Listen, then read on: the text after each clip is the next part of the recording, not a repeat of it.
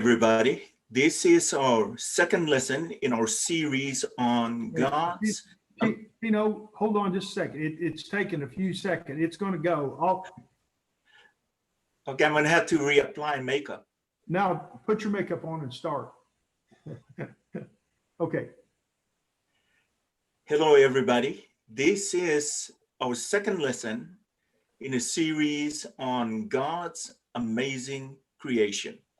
And this is lesson number 2, and we will cover God created the heavens.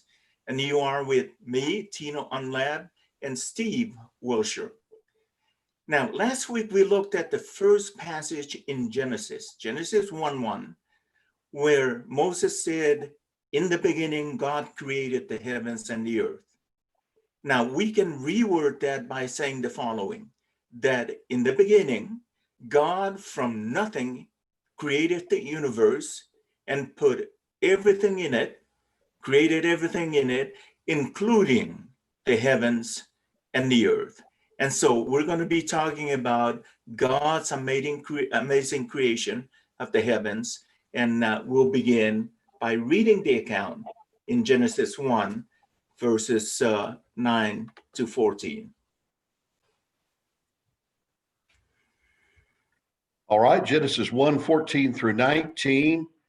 And you might notice that the version here is possibly different from the one that you would use. God said, "Let there be lights in the expanse of the sky to divide the day from the night, and let them be for signs to mark seasons, days, and years.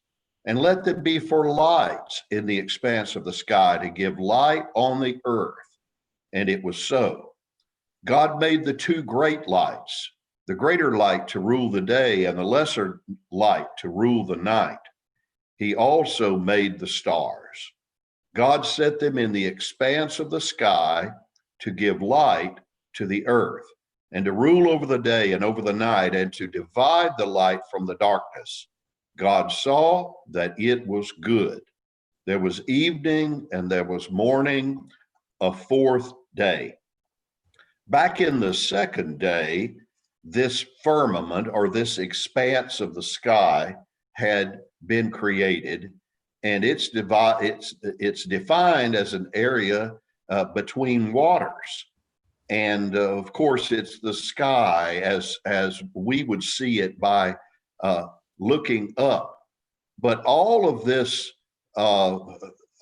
lights that are created in the expanse of the sky have a purpose. And twice in this particular passage, he's going to say that the purpose for it, the fundamental purpose, was to give light on the earth. But then he describes some wonderful other reasons for the lights in the sky.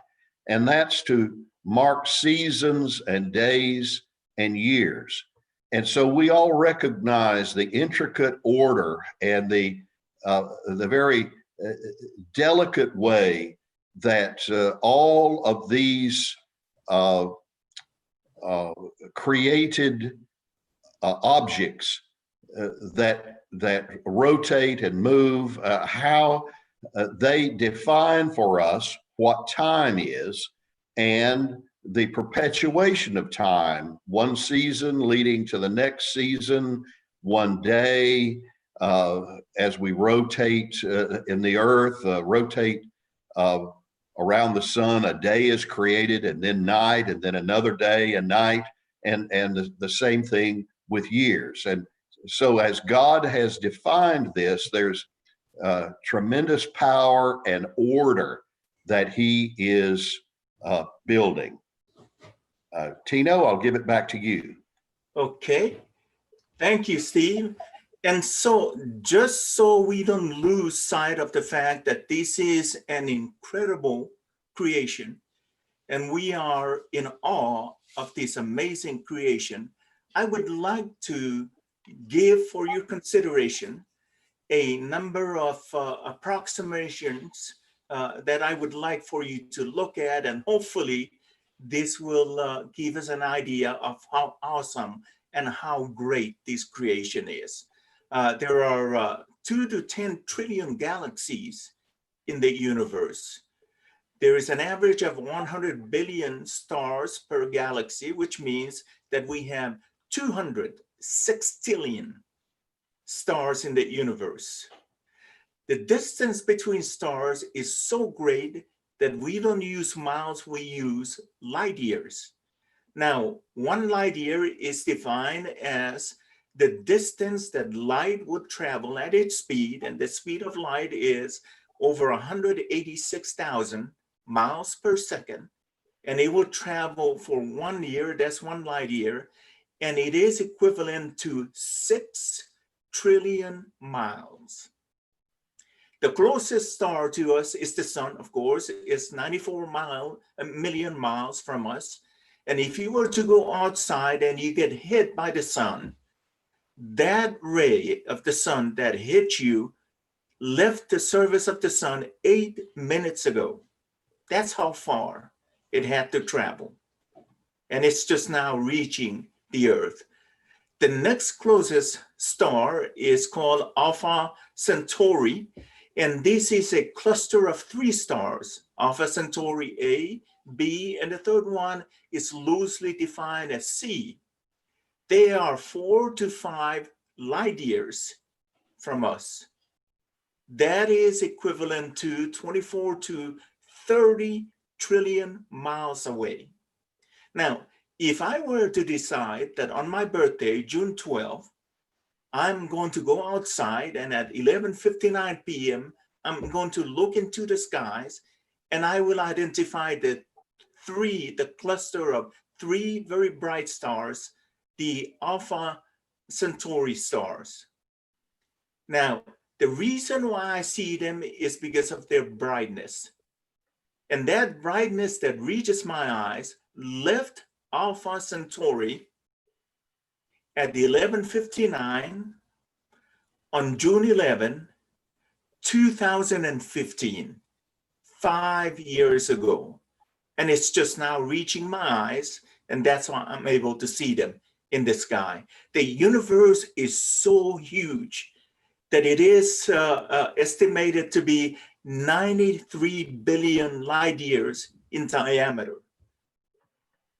If I were to be able to design a spaceship that is traveling at the speed of light, over 186,000 miles per second, and I begin to travel from the Earth, which is 46 billion light years from the edge of the universe. The diameter is 93 billion light years, but from us, it's only 43 billion light years.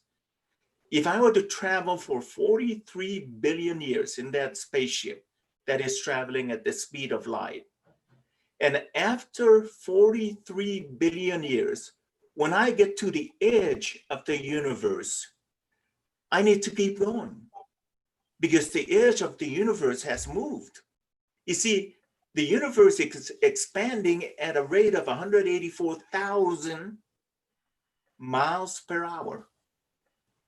Every year, the universe expands a total of 1.6 billion miles in that year. So when you begin to think of God's amazing creation, you begin to realize that this is a lot. It's kind of hard to wrap the mind around it. But let me tell you something that's even greater than that.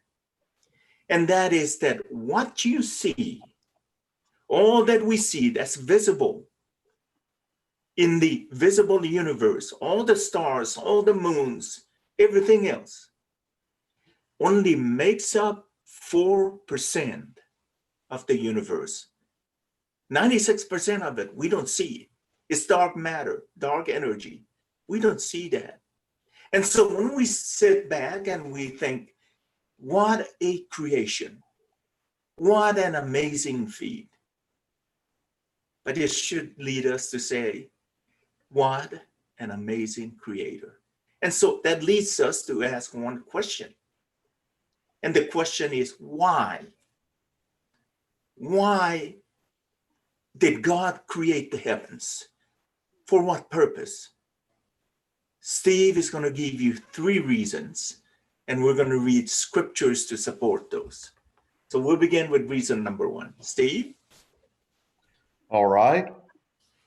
Well, David was the psalmist in Psalm the 19th chapter, and he just simply declared as he began this great, this beautiful psalm, that the heavens, what we have just been describing, declare the glory of God, and the expanse shows his handiwork.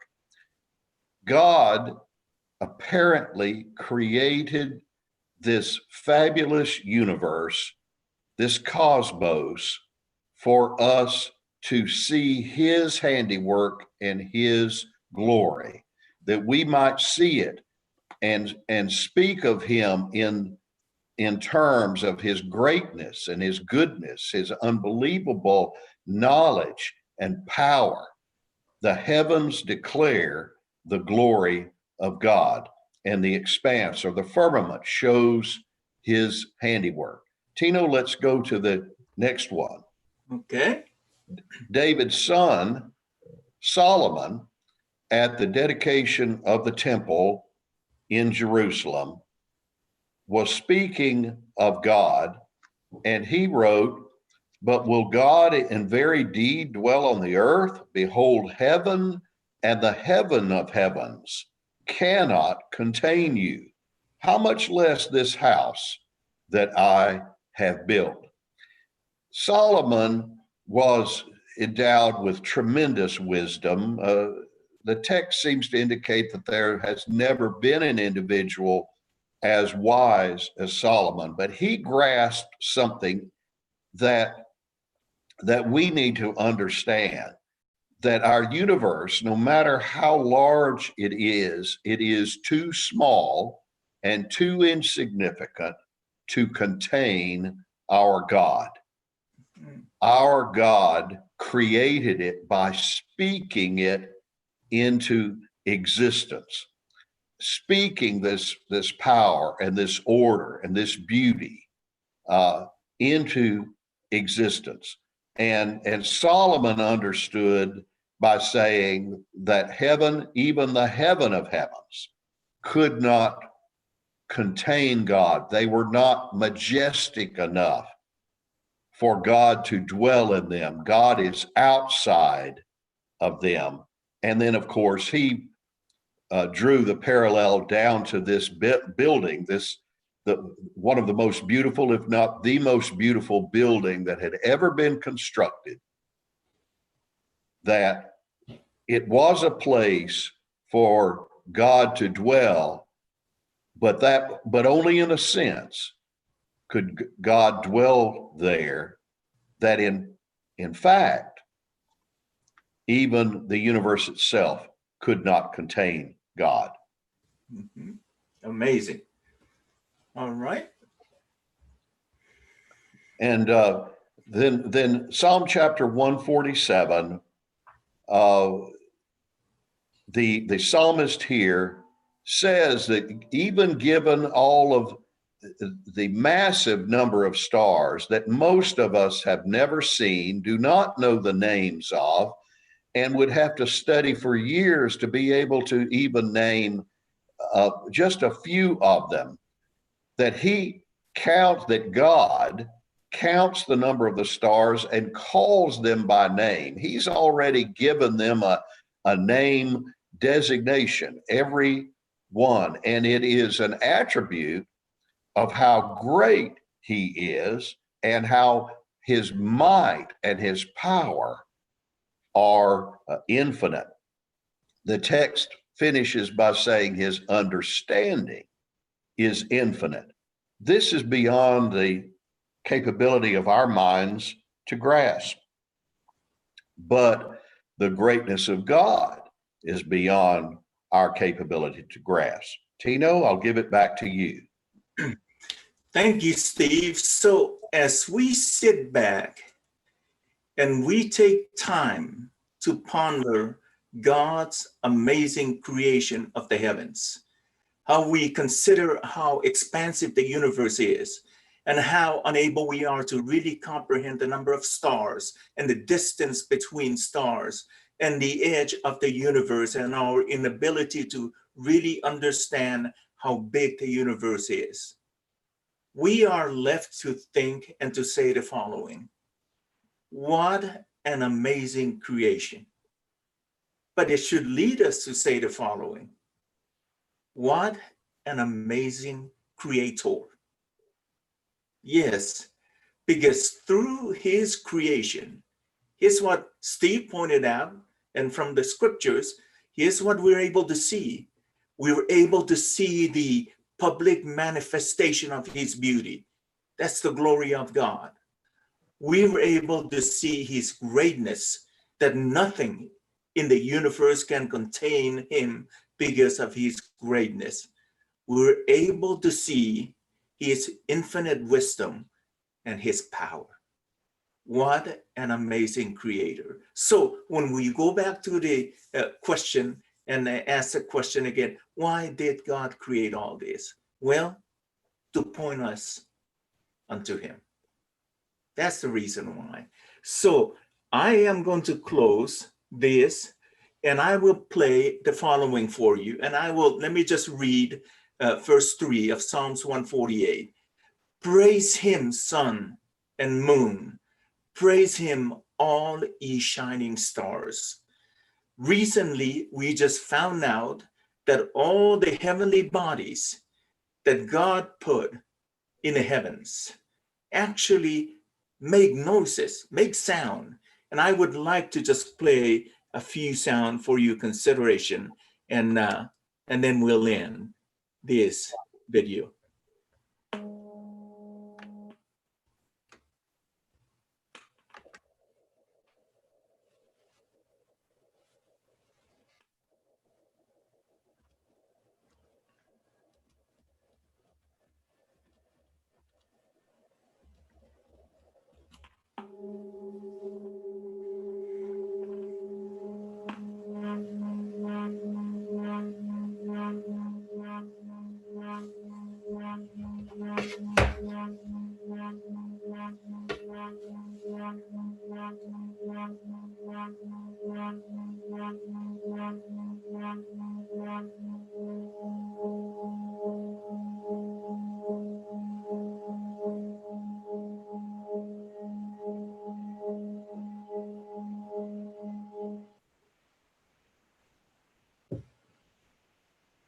Thank you very much.